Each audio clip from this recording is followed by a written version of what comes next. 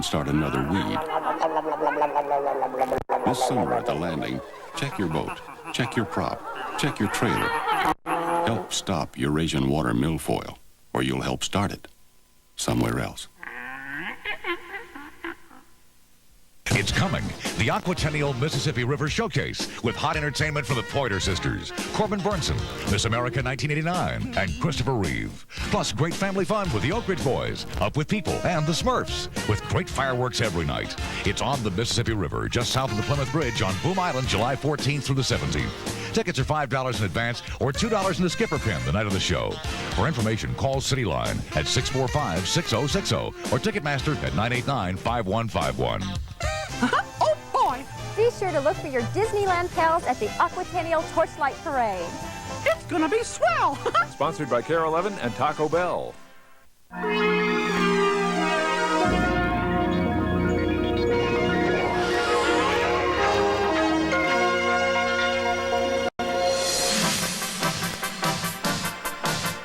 Now, the Twin Cities' fastest growing television news. News 11. With Joan Steffen, Kevin McDowell, Randy Shaver on sports, and meteorologist Dennis Belkin.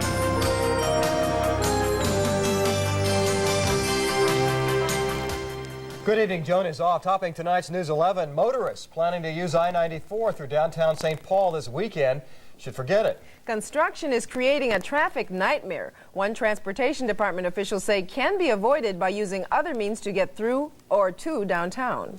A half-mile stretch of I-94 is being closed so that workers can tear down two bridges. Through the weekend, motorists will be rerouted from I-94 between Marion Street and 12th Street. Southbound I-35 east to westbound I-94 will also be shut down.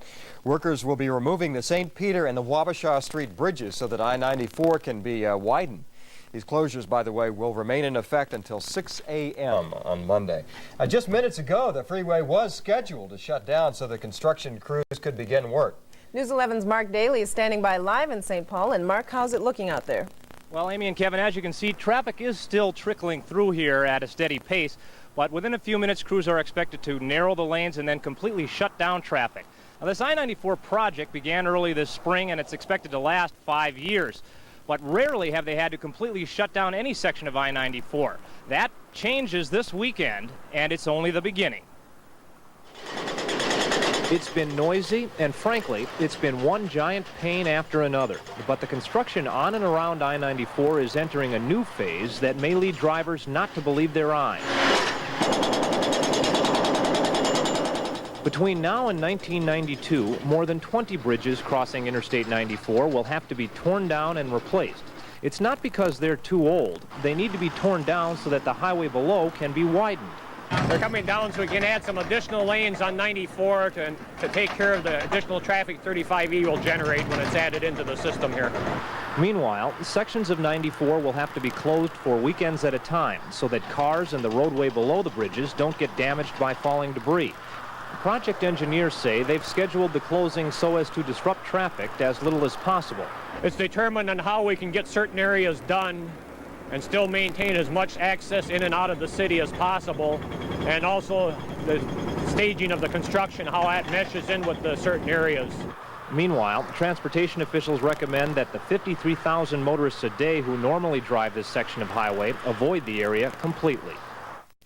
Now, of course, you can see that traffic is still flowing through here, but once it shuts down, it will be shut down until Monday morning at about 6 a.m. There is one piece of good news, however, Kevin and Amy, and that is that the contractors who are working on the project will be paying a $10,000 fine every hour after it goes beyond that 6 a.m. deadline, so they do have some motivation to get done on time. Okay, thank you, Mark.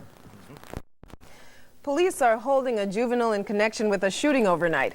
Gunfire reportedly broke out on St. Paul's east side following an argument around 2 a.m. The victim, identified as Brian Hoffman, is in critical condition tonight at St. Paul Ramsey Medical Center with 3 gunshot wounds. The name of the suspect has not been released. The 11-year-old boy who was shot to death yesterday afternoon in Wright County has been identified as Kevin Zem. Zem was accidentally gunned down in his home by a neighborhood friend. They, along with the victim's brother and another boy, were playing with a shotgun they thought was empty. Well, manslaughter charges may be leveled against the Christian Scientist parents of an 11-year-old boy who died in May. The Hennepin County Attorney's Office is looking into those charges right now. That after the medical examiner's office ruled the boy's death a homicide. The boy died May 9th of complications from diabetes, and his death certificate says that he did not receive the proper medical treatment. The Christian Scientist nurse who used spiritual healing methods to treat him may also face charges. Police are still without a clue as to the whereabouts of the Arden Hills woman missing since Monday. Today, the search for Louise Johnson was taken to landfill while family and friends band together to wait for her safe return. Melissa Young reports. Investigators from Ramsey County spent 6 hours today searching a portion of the Pine Bend landfill. They say it's a long shot, but they're following a lead given by trash haulers on the east side, hoping to find something that will tell them where Louise Johnson is. The 54-year-old woman from Arden Hills has been missing since Monday. She was last seen at this Rainbow Foods about 5:30. Her car and purse have been located miles apart, but police continue to search for Louise. Friends and family haven't given up their search either. About 10 people spent much of the day searching the grasses and woods just to the east and north of Roselawn Cemetery, hoping to find something sheriff deputies may have overlooked. Just follow along Dale Street in from the woods where the way is. 2 days ago, Ramsey County investigators had searched the area, but the grass and woods are thick. So relatives and friends of the missing woman tried again. They say they will keep trying, hoping to find some clue. All over this part of town, more than 30 volunteers passed out flyers, hoping someone may have seen her or something that could help. We got to hope for the best, and having everyone around us supporting us is keeping us going. We've got a very strong, close family too. And as I said a couple days ago, we're not going to give up. You know, she's alive out there, and until we hear otherwise. Friends say she is a friendly woman. Louise Johnson is 5'4" tall and 110 pounds, with gray hair and green eyes. She was last seen wearing white slacks, a white top with pastel colors, and brown shoes. Investigators say if you have any information, call the Ramsey County Sheriff's Office.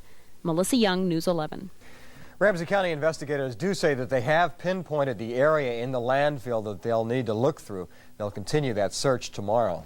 Pro-choice and pro-life activists are keeping police officers busy across the country today. In Milwaukee, at least 58 demonstrators were arrested outside a women's clinic. The protest sparked heckling but no violence and forced the clinic to be shut down. Similar demonstrations were also held in Denver, Chicago, and in Southern California. Tomorrow, activists here in the Twin Cities are expected to stage protests in St. Paul. 2 of Northwest Airlines' newest jets have been grounded, jets which the airline has options for 100 more of. Northwest voluntarily grounded the 2 Airbus Industry A320s yesterday after engine stalls were experienced during taxiing. The airline says the jets will stay grounded until the cause of the problem is determined and corrected. Well, an estimated 15,000 people are expected to pack the St. Paul Convention Center for the 1989 Godly Devotion Convention this weekend. Attendees are members of the Jehovah's Witnesses. Some were baptized in a mass ceremony today. People came from all over the upper Midwest to take part in the convention, which runs, by the way, through tomorrow. Still ahead on News 11, we begin a series of reports on the greenhouse effect, examining how it affects not only our environment, but our health as well. And Captain Kirk takes center stage in Bloomington for the start of the Trekker Weekend.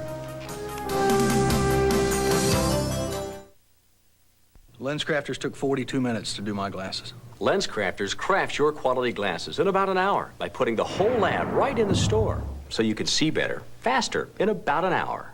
LensCrafters. Check your yellow pages or call 1-800-522-LENS. You can be the one to show me why. You can be the one to show me I can fly. Soaring Spirits helps kids in crisis. Show me the star. Give me a dream. Show me the sign. Give me a reason to try. Now you can help Soaring Spirits. Give me wings and show me I can fly. Give me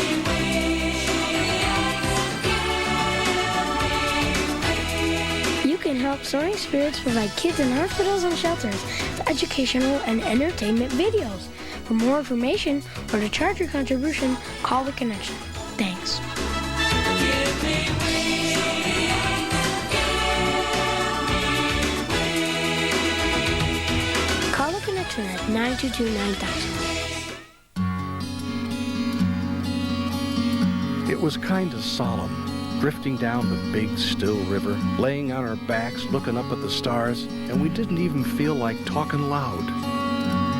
Mark Twain's vision of life on the Mississippi is legendary, but life on this river in 1989 is very different, and you'll see why, and how people are dealing with new environmental problems from Baton Rouge, Louisiana to Lake Itasca. On News 11, Sunday at 10. If you watched any of News 11's recent reports on crack and cocaine, you may want more information on solutions to the problem. Pick up your free Crackdown booklet at any Tom Thumb store. If we work together, we have the power to make a difference. Today, hundreds of strangely clad conventioneers beamed into Bloomington to go where every true Star Trek fan has gone before, a Trekkie Convention. News 11's Mary Beth Lamb reports. I can't change the laws of physics. I've got to have 30 minutes. Sound familiar? Captain, the scanner is reading Scott's whistle, but that's impossible. There's nothing there. These fans have traveled hundreds of miles to imitate their Star Trek heroes. Captain's log, stardate 5029.5. Responding to a distress call from our scientific colony on Triacus, we are beaming down to investigate. The Star Trek TV show and 5 movies have more dedicated fans than almost any other series. Today, 2,000 Minnesotans showed up to trade Trek trivia. But remember, they want to be called Trekkers, not Trekkies. It sounds a little bit space cadet, I guess you could say. We're all kind of losing it up here.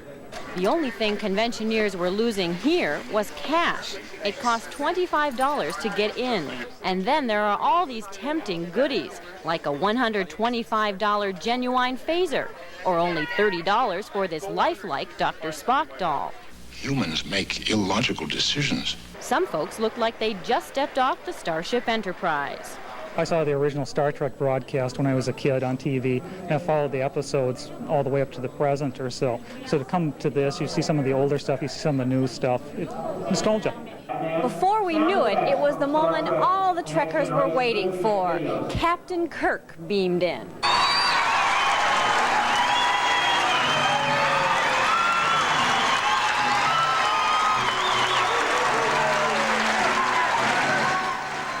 There won't be a Star Trek 6, you say?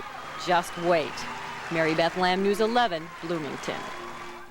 The Star Trek Convention will continue Sunday from noon until 7 p.m. And for those of you who missed him today, Captain Kirk will be back tomorrow.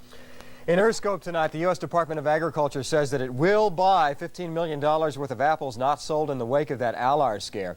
The drop in sales began in February, you'll remember, following a report that Allard increases the risk of cancer among children.